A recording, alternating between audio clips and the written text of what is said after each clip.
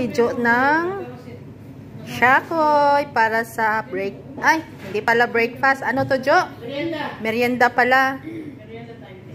For our merienda. Merienda time.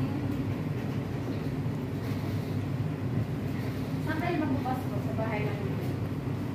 Kanina ba kami nagbukas nun? Sa bahay kasi hindi ano na, yung parang Thanksgiving na. Buo yung pamilya nyo, ano.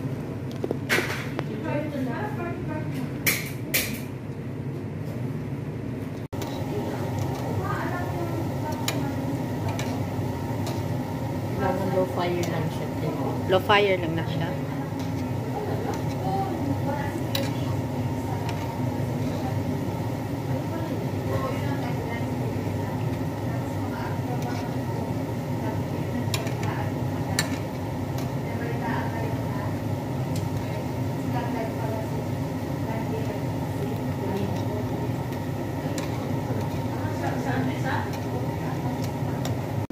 Ito na yung finished product.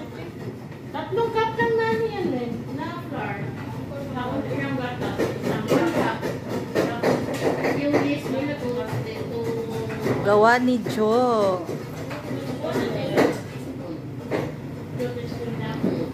Dilipit sa Tagalog, Shakoy sa Bisaya.